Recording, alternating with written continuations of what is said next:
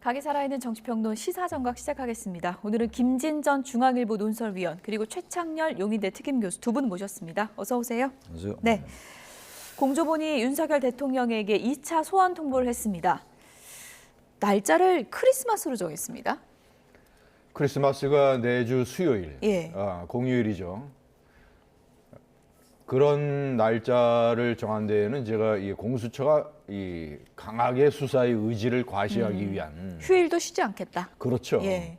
공수처는 지금까지 사실 이번 수사를 맡을 수 있느냐라는 여러 가지 비판을 받아왔잖아요. 최상병 사건에서 너무 시간을 많이 끌고 공수처가 과연 수사력이 있느냐라는 지적을 많이 받아왔기 때문에 그런 거를 불식하고 일단 이 휴일에 하면 수사 의지를 과시하고 그리고 그날 사실 특별한 정치 뉴스가 없을 가능성이 있잖아요. 그런 데에 만약에 소환에 응하게 되면 그 뉴스가 전체를 도배할 것이고 공수처가 뉴스메이커의 중심에 설 수가 있다. 예. 이런 계산인 것 같습니다. 예. 어쨌든 뭐 지금 날짜를 이렇게 잡아서 대한민국 모든 언론인들이 크리스마스에 비상대기에 해야 하는 그런 상황이 됐는데 이제 문제는 이겁니다. 1차 그 출석 요구서 받지도 않았거든요. 네. 윤석열 대통령이 과연 나올 것인가 이 부분인데요. 글쎄요, 크리스마스래야 뭐 얼마 안 예. 남았잖아요. 다음 주 수요일이니까 이제 며칠 안 남았는데 지금 현재 윤 대통령 측에서 대응하는 태도로 봐서는 말이죠. 25일에 소환에 응하지 않을 수 있을 것 같아요. 제가 볼 때. 지금 어제 석동현 변호사가 기자회견 하는 거 보니까 예. 아직 변호인단도 구성이 안 됐잖아요. 예. 변호인단도 구성이 안 됐기 때문에 아직 변호인이 구성이 안 돼서 소환에 응할 수 없다라는 명분이 되거든요. 예. 그래서 며칠 안 남은 상태에서 과연 이거 응할까라는 의구심이 들고 아무튼 지금 윤 대통령이나 윤 대통령 측에서는 어떻게든 이 지금 탄핵 심판을 좀 지연하려 하는 것 같아요. 예. 어쩌면 그쪽 입장에서 볼 때 당연히 그럴 수가 있겠죠. 지금 재판관 임명 문제도 그렇고 여러 가지가 있잖아요. 변수가 지금 헌법재판소법 51조에 해당하는 거 형사소추 재판과 동시에 진행될 때 이게 중지할 수 있다. 뭐 이런 것도 있고 그래서 아마 그런 걸 최대한으로 활용하려는 것 같아요. 지금으로 봐서는. 그렇다면 저는 크리스마스 때 소환에 불응할 수 있지 않을까. 왜냐하면 그게 휴일이잖아요. 그렇죠. 그건 전부 볼 거란 말이에요. 예. 집에서도 다 예. 국민들이. 그런 것도 윤 대통령에게는 부담스러울 수 있다고 생각합니다. 날짜에도 좀 의미가 네, 있을 것이다. 네. 공수처가 크리스마스로 정한 건요.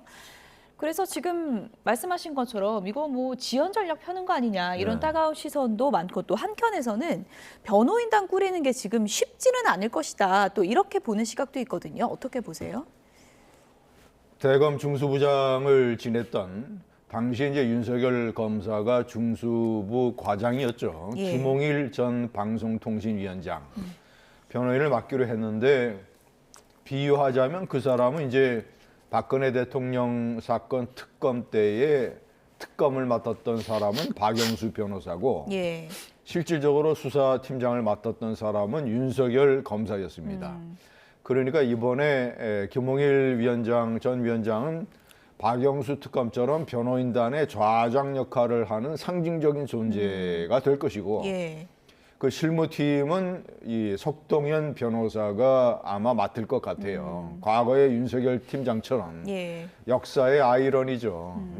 석동현 변호사는 윤석열 대통령의 서울대 법대 동기고 40년 직이고 지난 대통령 선거 국면에서 윤 대통령에 관한 책을 썼습니다. 그랬군요. 네. 그래서 윤 대통령 집권하자마자 평화통일자문회의의 사무처장이라고 하는 장관급 자리에 갔었죠. 그리고 지난 4월 총선 때는 이제 공천을 국민의힘 쪽에서 여의치 않으니까 예. 정광훈 목사의 자유통일당에 가서 비례대표 후보를 받았었죠. 이제 결국은 낙선을 했고 그래서 뭐 변호인단 구성하는 거는 이제 뭐 사실 이 실무적으로 큰 어려움은 없는데 시간을 조금 끄는 지연적인 측면이 있고 이런 전체적인 헌재의 각종 기록 수령을 거부한다든가 예.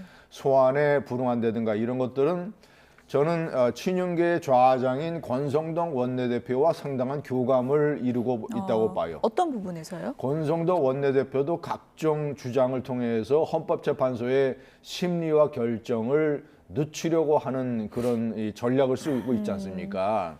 헌재 재판관을 권한대행이 임명할 권리가 없다든가 예. 윤 대통령 탄핵보다는 다른 탄핵들 뭐 이 이진숙 방통위원장 탄핵이라든가 감사원장 탄핵 같은 것을 먼저 처리해야 된다. 이런 조금 사실 좀 논리가 약한 이런 예. 주장들을 하고 있기 때문에 예. 친윤계 권성동 원내대표와 윤석열 대통령 측 간에는 최대한 두 개. 하나는 첫째는 최대한 헌재 결정과 내란 수사를 연기 시간을 끌고 두 번째는 그 과정에서 지금 검찰이 세게 내란적 혐의를 단정을 해서 몰아붙이고 있는데 절대 그렇지 않다. 우리는 내란이 아니다라는 주장을 계속 강조하고 싶은 예. 그런 상황인 것 같습니다. 어쨌든 이 40년 지기 석동현 변호사가 최근 여론전에 전면에 서 있습니다. 어제 기자들 앞에서 윤석열 대통령은 체포에 채자도 안 꺼냈다. 이렇게 얘기를 했는데요. 들어보시죠. 이러한 대통령의 그 선포 기자회견을 통해서 비상계엄을 선포했는데 정말 이걸 내란으로 본다면 내란을 예고하고 하는 내란이 어디 있나. 그리고 또 헌법 절차에 따라서 국회가 두세 시간 만에 계엄 해제를 요구한 사항 역시 헌법 절차에 대통령으로서 따랐습니다. 그러니까 대통령이 체포 채자도 얘기한 적도 없을 뿐만 아니라 했다 안 했다를 떠나서 체포하면 도대체 어디다가 데려놓겠다는 것입니까? 검사 출신 대통령이라는 자가 헌법을 위반하여 내란죄를 일으키더니 그 40년 지기 변호사라는 자는 내란죄가 아니라고 궤변을 늘어놓았습니다. 국가 비상사태와 전혀 부합하지 않는데 그것이 어떻게 문제가 없다고 주장할 수 있는 것입니까? 2시간 만에 그냥 두는 내란이 어딨냐는 대목은 헛웃음만 나옵니다. 다른 사람도 아닌 검사 출신 윤석열과 석동현 변호사가 이런 황당한 궤변을 늘어놓는다는 사실이 기가 막힙니다. 2시간이 아니라 2분만 실행했어도 명백한 내란입니다. 네, 일단 뭐 석동현 변호사 주장은 그렇습니다. 체포에 채자도 꺼낸 적이 없다고 윤석열 대통령이 그렇게 주장하고 있다라는 건데 또 관계자들의 진술을 모아보면은 이 발언이 맞는지 좀 의심이 가는 대목도 많을 거고요. 이해가 좀 안 예. 가죠. 일단 국정원 1차장의 예. 얘기도 그렇고 곽종근 전 특전사령관 얘기도 그렇고 그다음에 조기호 전 경찰청장 얘기도 그렇고 지금 저 얘기는 많은 사람들의 진술이 약간 비슷하게 맞아떨어지고 있다고요. 예. 근데 지금 석동현 변호사는 체포에 채자도 안 꺼냈다고 얘기하는데 대통령이 끌어내라고 그랬다는 거 아닙니까? 근데 이 사람들 장군들, 사령관들하고 국정원 차장들의 말이 거의 일치하거든요. 그러니까 이 말은 나중에 최종적으로 또 뭐 법원에서 밝히겠습니다만 예. 저 말은 석동현 변호사가 자신도 제가 뭐 함부로 예측할 수는 없지만 추론할 수는 없지만 자신도 아마 이 말이 틀린다는 걸 알 것 같아요. 석동현 변호사도. 좀 보도를 모를 리가 없을 텐데. 예. 근데 아무튼 석동현 변호사가 지금 변호인단을 구성하는 한 주체잖아요. 예. 그러니까 이제 여론전을 펴려하는 것 같아요. 어제 기자회견 보니까 내용이 별로 없어요. 그리고 의미가 있는 기자회견도 아니었고 왜 저 기자회견 했나를 생각해 보면은 아무튼 소수지만 강성 지지자들에게 준 메시지다라고 좀 보여져요. 12월 12일 날 대통령이 했던 메시지와 같은 예. 맥락으로 좀 봐요. 그래서 어제 얘기 체포에 채자도 안 꺼냈다. 얼마나 많은 국민이 그걸 믿겠어요. 그건 받아들이기 어려운 얘기라고 생각합니다. 예. 그만큼 또 이제 기자들 앞에서 강조한 것은 이제 체포 지시라는 게 내란죄를 입증할 핵심 증거가 될 수 있기 때문일 텐데요. 어떻게 보셨습니까? 우선 첫째는 사실관계로 보면 그 특전사령관, 방첩사령관 그리고 국정원 차장 이런 핵심 부하들이 없던 일을 지어내서 대통령을 내란의 최고 책임자로 일부러 조작하려고 할 의도는 상상하기 어렵지 않습니까? 예, 지금 뭐 저희가 그래픽으로 보여드리고 있지만 그렇죠. 곽종근 특수전사령관이나 조지호 경찰청장처럼 증언들이 나왔었죠. 저 증언을 예. 전부 다 합치면 무조건 국회에서 의원들을 끌어내서 탄핵 해제 요구 결의안을 채택하지 못하도록 만들어라.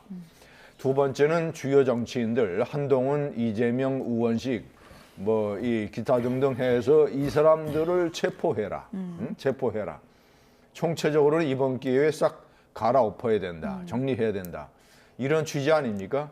그래서 저런 증언들이 허위 증언이나 조작됐을 가능성은 상식적으로 저는 매우 낮다고 보고, 이런 측면에서 석동훈 변호사나 윤 대통령 측이 내란죄 혐의를 피하고자 하는 전술적인 방법으로 저런 것들을 다 부인하는, 그리고 뭐 예고 없는 내란이 어딨느냐, 그런데 비상겸 절대 예고하지 않고 선포했습니다. 그러니까 그거는 또 논리적으로 맞지 않고 한 가지 첨언을 하면 윤석열 대통령이 20 내지 25%로 추정이 되는 강성 지지자들을 겨냥을 해서 저런 메시지를 내고 있다고 보는데, 예. 저는 대통령으로서 국민들이 가지고 있는 윤 대통령에 대한 이미지, 탄핵 이전의 이미지, 문재인 대통령의 어떤 이 자신을 누리려고 하는 그런 것에 당당하게 맞선 이미지 때문에 0.73%포인트 차이로 대통령이 됐는데, 지금까지는 윤석열 하면 당당함, 이런 것을 기억하는 사람들이 많았는데, 예. 저런 사태가 벌어지면요, 대통령은 모든 것이 뭐 내란이든 그것의 내란 혐의의 여부를 떠나서 예. 모든 사태는 내가 기획하고 지시했으며 모든 책임은 나에게 있다. 부하 사령관들, 이런 사람들 전부 다 그 사람들의 증언이 다 맞는 것이며 예. 모든 책임은 나에게 있다라고 얘기를 하는 게 대통령의 자세라고 저는 생각을 합니다. 그래서 이 대통령 정도 되면 뭐 체포 채자를 꺼냈느냐 안 꺼냈느냐 이런 걸로 다투는 모양새도 당당하지 못하고, 이거 어차피 말이죠, 정치적으로 예. 내란죄 박근혜 대통령처럼 만약에 탄핵이 인용이 돼서 대통령직에 물러나고 구속 기소가 되고 재판을 받고 형을 선고받아도 네. 어차피 이것은 만약에 상대 세력이 대통령이 된다 하더라도 그 대통령의 임기 내에 사면을 할 가능성이 높습니다. 그러니까 그런 전체적인 어떤 정치적인 역사적인 차원에서 접근을 해서 대통령의 마지막 당당한 모습을 보여야지, 저는 저런 점에 대해서는 좀 지적하는 사람들이 많을 것 같아요. 예. 어쨌든 뭐 계엄의 구체적인 기획자가 누구인가, 이 부분과 관련해서도 지금 수사 과정에서 여러 가지 중요한 사안들이 지금 밝혀지고 있는데, 노상원 전 정보사령관에 언론이 많이 집중을 하고 있습니다. 햄버거 가게에서 계엄을 모의했다고 알려졌잖아요. 근데 저희 취재 결과 확인해 보니까 이틀 전 말고도 또 당일에도 추가 회동이 있었다고 하거든요. 당일에도 만났고 1일 날도 이제 햄버거 집에서 안산이 저 노상원 전 정보사령관의 집이래요. 예. 집이고 거기서 거기가 이제 집 근처라 그러더라고요. 집 근처고 예. 또 그 가게가 집 근처고 그 집에서 이제 역수를 하고 그랬던 모양이에요. 보도에 의하면 말이죠. 예. 근데 참 이해가 안 가요. 많은 사람이 뭐 저 생각이 똑같다고 저는 생각하는데, 어떻게 전직 사령관이 현역 사령관에게 지시를 하고, 또 김영현 국방장관은 그 전임 사령관에게 또 그걸 지시하고 말이죠.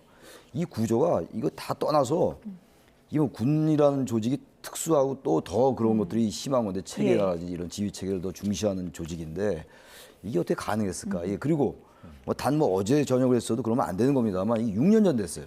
6년 전에 전역을 했는데 어떻게 지금도 그런 영향력을 행사할 수 있는 건지. 그러니까 이 사람이 노상원 전 사령관이 김영현 전 장관과 이제 수방사에 근무를 같이 했다고 그럽니다. 수방사에 같이 근무를 해서 거기서 인연을 맺게 된 것 같은데, 이것도 일종의 사조직 같은 거예요. 제가 이거하고 똑같지는 않지만 79년도 12.12 군사 쿠데타, 예. 군사 반란 때도 그때 수경사였죠. 수방사가 아니라 수경사령관과 특전사령관 예하에 있는 부대들이 전두환 그 당시 보안사령관에 들어붙었던 거 아니었어요? 그거 같은 느낌이 완전히 같지는 않지만, 그러니까 예. 충암파 하나회. 근데 이 노상원 전 사령관은 이제 충암파는 아닙니다만 충암파를 주축으로 하고 또 김영현 전 장관이 그 사적으로 인연이 있는, 그걸 가지고 이번에 계엄을 거의 모의했다고 좀 나오고 있어요. 아주 굉장히 핵심적으로 관여한 걸로 보이거든요. 그래서 포고령도 이제 노상원 전 사령관이 작성했다라고 이제 나오고 예. 있는 것이고, 이런 구조 자체가 이해가 안 가요. 어떻게 보면 좀 심한 표현을 쓰면 엽기적이 같기도 하고, 예. 이분이 또 점을 치는 뭐 역술인, 좋게 말하면 역술인이고 점쟁이라는 거 아닙니까? 점쟁이가 나쁘다는 게 아니라 예. 이 점을 보면서 또 이런 직업을 비하할 수는 비하는 없지만 전혀 그거 얘기하는 게 아니라 맥락이 좀 독특하긴 하다. 군내 예. 계엄을 모의하면서 점 역술인이다, 이게 잘 맞지 않는다는 얘기예요. 예. 그뭐 역술인 제가 뭐라는 건 전혀 아니고 말이죠. 예. 어쨌든 계엄을 모의하기 위한 회동을 개엄 이틀 전에 햄버거 가게에서 해서 독특하다 그랬는데 추가 회동도 또 거기서 추가 했다는 회동도 하고 거잖아요. 그랬답니다. 그러니까 장소가 일정하게 계속 고정되는 거 보니까 뭐 이유가 있었나 이런 의심도 그래서 이제 듭니다. 집에서 가깝고 아마 예. 이제 오히려 그런 집에서 하면은 이게 오히려 등잔빛이 예. 어둡다고 말이죠. 예. 그런 걸 노린 게 아닌가라는 생각이 들기도 합니다. 예. 언론에서 뭐 정보사라는 예. 노상원을 이해하기 위해서는 정보사의 특수성을 좀 들여다볼 필요가 있습니다. 예. 1988년 민주화 체제 이후에 처음으로 정보사가 국회 국정감사를 받게 됐어요.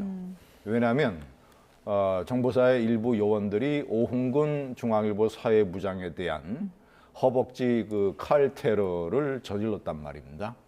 그래서 그것을 문책하기 위해서 정보사를 최초로 국정감사를 했어요. 그러니까 정보사의 일부 시설이 공개가 됐죠. 예. 제가 그때 이제 중앙일보 그때 정치부 기자로 예. 그 현장에 갔었어요. 예. 마치 당신이 이제 서초동에 있었는데 지금 이제 다른 데로 건물을 옮겼고 이게 대북 침투 작전을 하는 부대이기 때문에 그 이 부대의 건물 자체가 상당히 영화 세트 같아요. 창문도 아주 작고 그리고 반지하 시설 이런 것들도 많고 그런 이 대한민국 군 부대 중에서 가장 폐쇄성이고 비밀스러우며 상하 간의 충성도가 다른 부대하고는 달리 왜냐하면 대북 침투에서 목숨을 걸어야 되는 부대이기 때문에 HID 부대가 있죠. 그렇기 때문에 이 정보사의 전현직 어떻게 현직이 전직의 명령이나 지시나 이런 걸 받을 수 있느냐. 예. 그런 분위기가 가능한 폐쇄적인 조직이 정보사입니다. 예. 전역을 해도 좀 끈끈하고 뭐 지휘 체계가 뭐 유지될 수 있고 이런 분위기라는 말씀이신가요? 그렇죠. 이 예. 오비도 후배들한테 존경을 받는 정보사맨, 정보사. 특히 노상원 전 정보사령관은 이 부정선거 의혹에 대해서 강한 확신을 갖고 있는. 그러니까 상당히 여러 가지 정치 상황에 대해서 극우적 사고를 갖고 있는 사람인 것으로 보도되고 있습니다. 예. 그러면 정보사가 대북 침투 작전을 해야 되는 부대이기 때문에 정보사의 전체적인 분위기도 대단히 그 뭐랄까 그런 면에서 예. 그런 면에서 이렇게 좀 연결될 수 있는 그런 분위기예요. 그러니까 노상원이라는 사람이 저는 김영현 장관을 통해서 김영현 장관의 육사 3기나 4기 후배 아닙니까? 김영현 장관을 통해서 윤석열 대통령의 부정선거에 대한 생각에도 영향을 미쳤을 수 있다고 생각을 합니다. 예. 그래서 정보사가 이번에 부정선거 문제를 다루는 데에 예. 핵심 부대로 지목이 됐고 실제로 출동을 했잖아요. 예. 또 하나 그런 분위기가 있어요. 이해가 안 가는 게 예.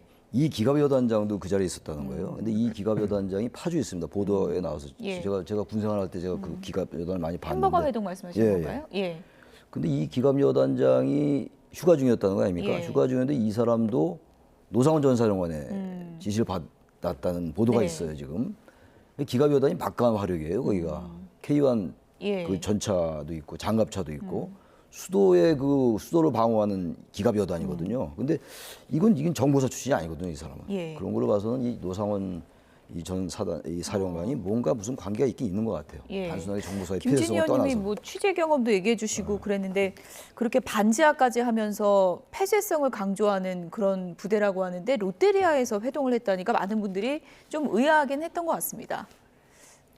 너무나 대방적인 롯데리아 곳이잖아요. 회동이 장단점이 있죠. 예. 정보면의 특성으로 보자면 예.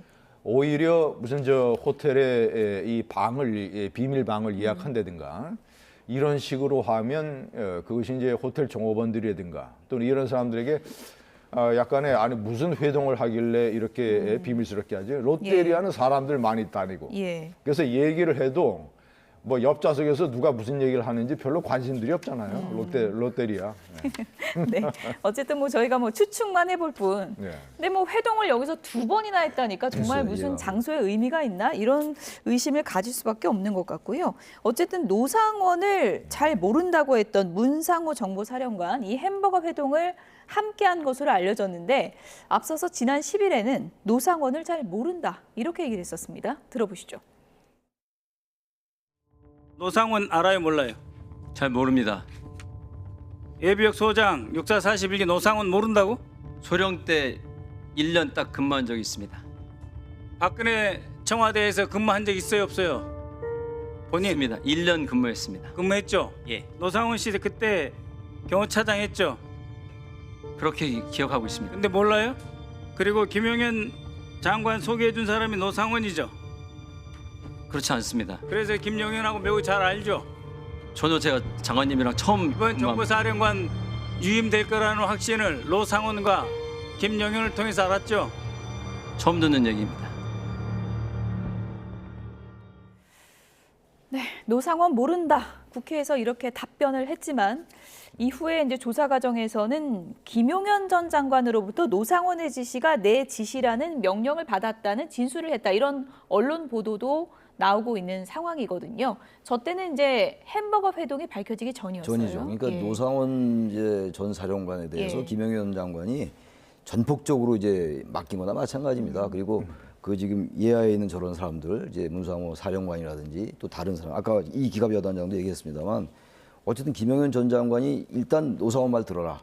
이래서 이번 어떤 계엄에 있어서 가장 핵심적인 인물은 김영현, 노상원 두 사람인 것 같아요. 물론 가장 저희 정점에는 윤 대통령이 있겠죠. 내란 이제 피의자로 적시돼 있는 상황이기 때문에 예. 아무튼 지금 노상원 이 부분도 수사로 밝혀질 부분이 많을 것 같아요. 아직도 밝혀지지 않은 게 많은 것 같고 예. 어디까지가 진실인지 모르겠어요. 도저히 이해가 안 가잖아요. 예. 1, 2년 전이라면 정보사의 특수성 때문에 그렇다 치더라도 6년 전에 전역을 했는데 탱크 부대의 그 지휘관까지 지시할 수 있다? 그건 참 납득이 안 갑니다. 예. 네.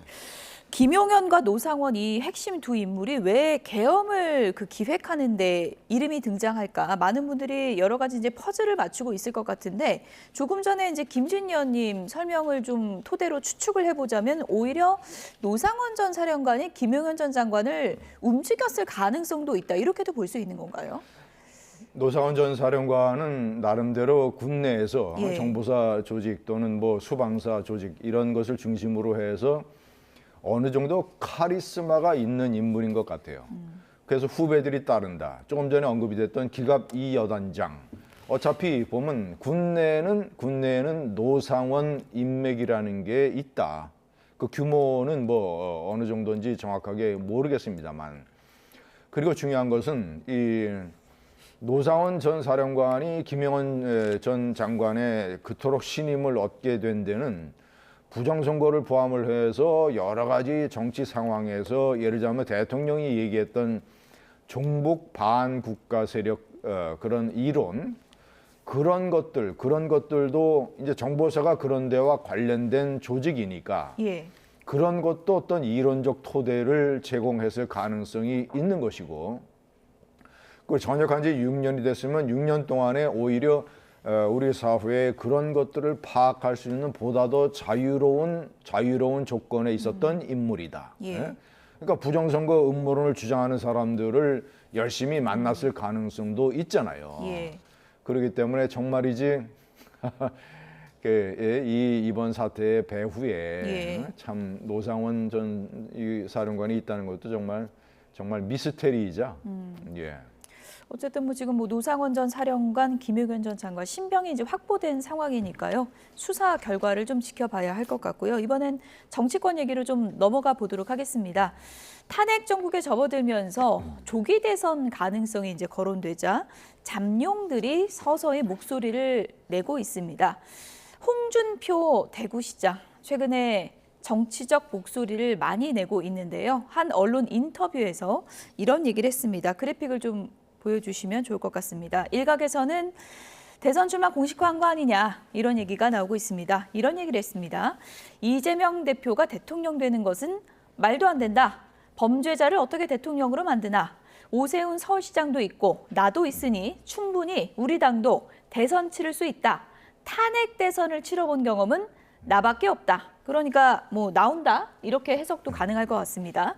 그리고 지난 8월에 내정이 힘들면 내가 대구시장 그만두고 올라가서 윤석열 대통령 도와드리겠다. 책임 총리 이거 도입해보자라고 제안을 했다라는 거고요. 10월에도 내가 문자를 보내서 박근혜 전 대통령처럼 될 수 있다. 이렇게 경고도 했었다. 그런데 윤석열 대통령이 내 말을 듣지 않았다. 이런 얘기를 홍준표 시장이 언론 인터뷰에서 밝혔습니다. 나 조기 대선하면 나간다. 뭐 이런 선언입니까? 그럼요. 뭐 사실상의 예. 대선 출마 선언이나 마찬가지죠. 그리고 홍준표 시장이 한동훈 전 대표에 대해서 아주 집요하게 공격을 했잖아요. 저 정도까지 할 필요가 있을까라고 느껴질 예. 정도로 과도할 정도로 별거 아닌 이슈 가지고도 공격을 하고 그랬단 말이죠. 그게 다들 뭐 예상을 했던 겁니다만 추론했던 건데 한동훈 전 대표가 가장 여권에서 강력한 주자니까 지금도 뭐 주자라고 저는 봅니다. 여권 예. 내에서. 그래서 아마 이제 한동훈 대표를 견제하기 위해서 계속 부단히 이제 그 메시지를 날린 것 같고 책임 총리 같은 경우도 그럽니다. 그냥 총리가 아니라 책임 총리라는 거는 사실상 권력을 반분하는 거거든요. 예. 헌법적 근거는 없는 거라 하더라도 그러니까 외교나 국방이나 안보는 대통령이 하고 사실상 민생, 헌법 86조에 나와 있는 헌법 86조의 내각 통할권 이런 걸 달라는 그런 거란 말이죠.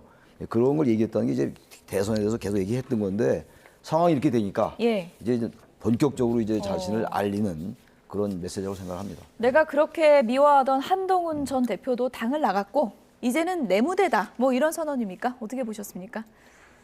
만약에 홍준표 시장이 얘기한 대로 윤 대통령이 책임 총리제를 받았더라면 지금쯤 아마 대통령 권한대행이 되어 있겠죠. 예. 홍준표 그러네요. 권한대행이 예. 되어 있겠죠. 홍준표 대구시장의 첫 번째 이번에 이제 마지막 대선 도전 사실상 대선 도전 기회이기 때문에 예. 홍 시장의 첫 번째 목표는 국민의힘의 대통령 후보가 되는 겁니다.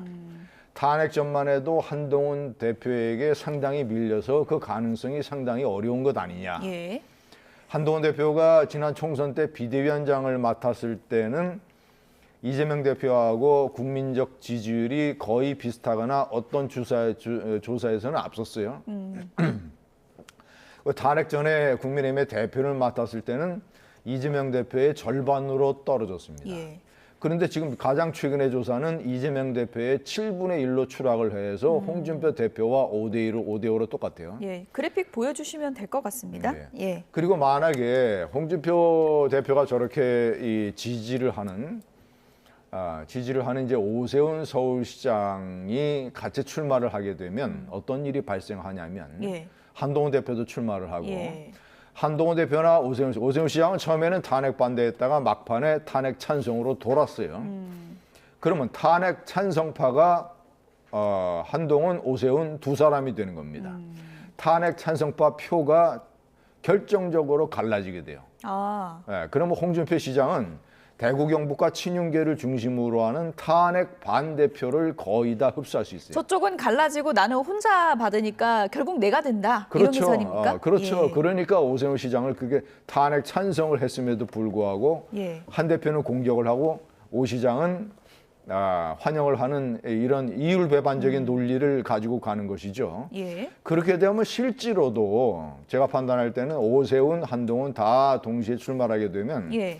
탄핵 찬성표가 갈라지기 때문에 그리고 여론조사의 중도층에서도 한동훈 대표의 이 국민적 여론조사가 많이 떨어졌기 때문에 지난번에 윤석열 대통령에게 밀렸던 홍준표 대표로서는 이번에 대통령 후보가 될 가능성이 현실적으로 높아질 가능성이 있다. 이제 산술적으로만 따지면 탄핵 찬성한 후보들은 표를 뭐 나눠 가질 수 나눠가는 있고 거예요. 본인은 유일하게 반대했으니까 혼자 가져가면 내가 된다 이런 계산인데 글쎄 단순 계산은 예. 그런데요. 당원들이 탄핵에 반대한 사람을 선호할까요? 아니면 찬성한 사람을 선호할까요? 이 문제도 전 남아있을 것 탄핵에 같거든요. 찬성한 사람 선호할 것 같아요. 예. 지난번에도 한동훈 대표가 어려울 것 같다고 했는데 결국 63% 받지 않았습니까? 결국은 말이죠. 당심도 민심을 따라갈 수밖에 없어요. 그러니까 지금 이제 홍준표 이 시장은 오세훈 시장으로 하여금 EJ 같은 전법이에요. 한동훈을 견제해라. 그렇군요. 서로 같은 이제 탄핵 찬성했던 사람들이니까. 오세훈 시장은 비판을 잘 안 안 하시더라고요. 하잖아요. 근데 예. 이걸 보면요. 지난 대선 때 문재인 이제 대통령 될 때 말이죠. 문재인 후보가 대통령 될 때 근데 50%가 안 됐어요. 득표율이. 근데 이쪽에 보수 진영의 유승민, 안철수 합쳐서 50%가 넘었다고요. 그러니까 저런 식으로 하면은 야당은 뭐 단일화 될 게 확실히 보이고 지금 현재로 상황을 본다면 만약 조기 대선 이루어진다는 전제입니다. 이 탄핵 인용돼서. 근데 저렇게 보수가 탄핵 찬성 반대는 아닌 말이죠. 예. 대선 해보나 많아질 것 같아요.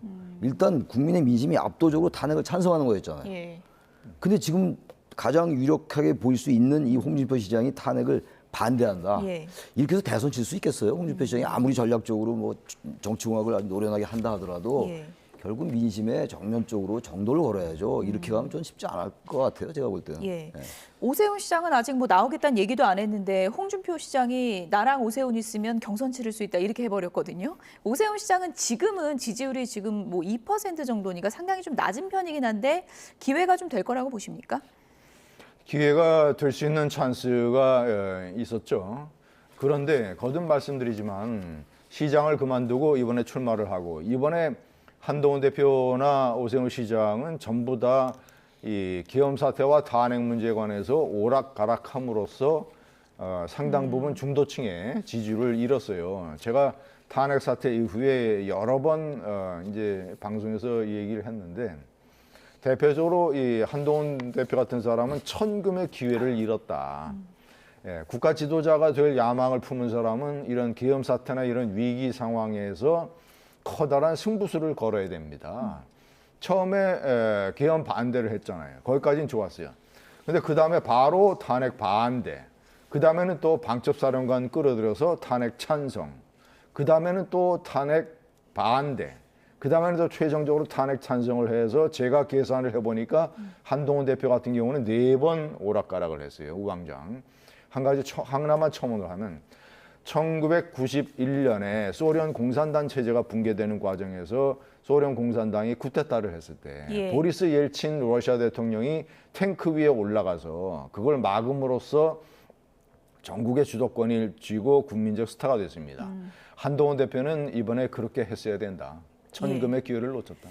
예, 어쨌든 지금 뭐 국내 여행을 혼자 다니겠다, 숙고의 시간을 갖겠다고 했는데 정치 지형이 워낙에 급변하고 있으니까요. 또 한동훈 대표에게 전 대표에게 또 어떤 기회가 올지 이건 좀 지켜봐야 될 것 같은데 최근 여권 잠룡들이 하나같이 얘기하는 게 이제 이재명 대표의 사법 리스크 문제 아니겠습니까?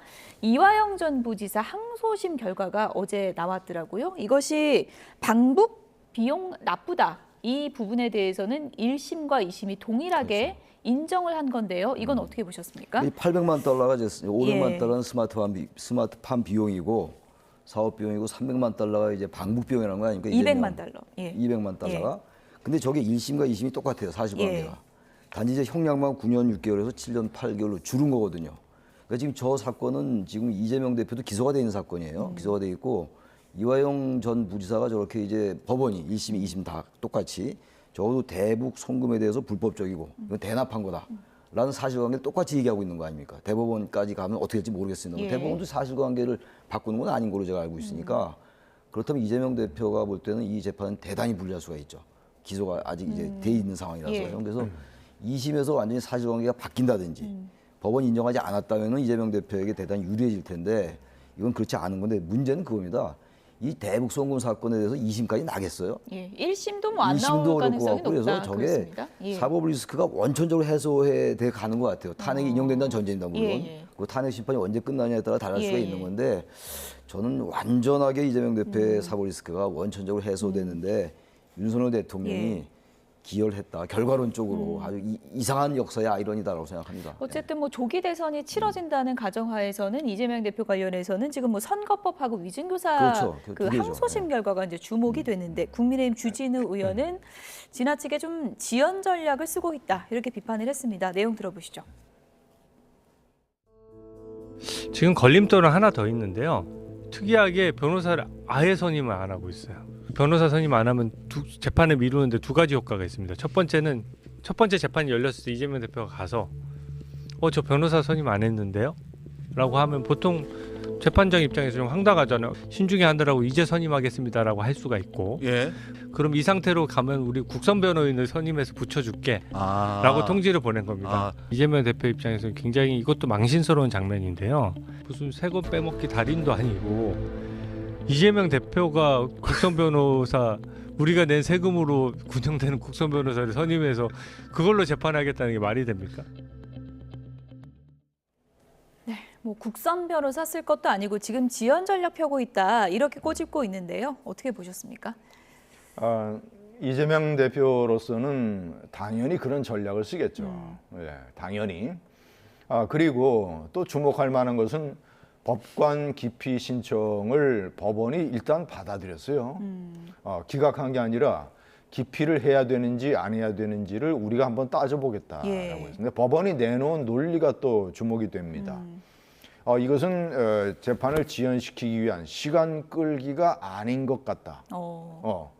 어떤 재판부가 이화영 전 부지사 재판을 담당했던 예. 그 재판부니까 선입견을 가질 수 있다라는 논리를 일단은 우리가 한번 검증해 보겠다라고 재판부가 얘기를 예. 했어요. 그러니까 대북송금 재판은 제가 판단할 때는 법원의 자세도 그러하거니와 1심, 2심에 걸리는 시간으로 따지면 어떤 제가 볼 때는 이번 과정에서 면탈이 될 이 과정상 면탈이 될 가능성이 있습니다. 예. 어쨌든 지금 두 분 다 뭐 시간적으로 봤을 때 재판 결과가 이재명 대표의 대선 가도에 큰 걸림돌이 되기는 힘들지 않느냐 이제 이런 분석을 내주셨는데 이렇게 되면 이제 정치권이 만약에 조기 대선이 치러질 경우에 이재명 대 이제 반 이재명 구도로 이제 굳어지게 되고 그렇게 되면은 이제 뭐 중도와 보수가 합쳐지는 그런 그림도 가능하지 않겠느냐 이런 전망도 있거든요. 근데 이제 그런 여러 가지 이제 예. 그림이 있겠죠. 근데 제가 아까 잠깐 문재인 후보 대통령 될 때 말씀드렸습니다만 현재 보수가 거의 분열돼 있어요. 예. 지금 이미 뭐 유난 갈등 얘기까지는 할 것도 없고 이제는 아까 그래프 보셨지 않습니까? 한동훈, 홍준표, 오세훈 전부 분열돼 있어가지고 근데 야당은 거의 이재명으로 갈 공산이 크잖아요 예. 지금. 그럼 이건 뭐 게임 해보나 마나요. 그리고 특히 지금 분열되는 것도 다른 이유로 분열되는 게 아니라 탄핵 찬성 반대로 분열돼 있다고요. 예. 이건 국민이 도저히 중도 보수 말씀하셨는데 중도층에서 그런 정당에 표를 주겠어요. 지금도 권성동 원내대표가 탄핵이 정당했다는 식으로 그 비상계엄이 정당했다는 식의 얘기를 많이 하고 있는 거 아닙니까? 그래가지고 어떻게 표를 달라고 하겠어요. 국민의힘이 정말로 전 그렇게까지는 안 봤는데 정말 이거 대선에서 이게 싫은 정당 같다라는 느낌이 들 정도입니다. 이렇게 해가지고 선거 치르기 어려워요. 완전 인식을 바꿔야 돼요. 비대위원장이 누가 되든 간에 지금의 저런 인식 가지고 과연 국민들에게 이기게 해달라고 얘기할 수 있을까요? 저는 그건 좀 회의적입니다. 어쨌든 오늘 당 지지율도 상당히 큰 폭의 차이가 났기 차이도 많이 나고 때문에 말이죠. 국민의힘이 어떤 돌파구를 찾을 수 있을지 지켜보겠습니다. 김진전 중앙일보 논설위원, 최창렬 용인대 특임교수 두 분이었습니다. 고맙습니다.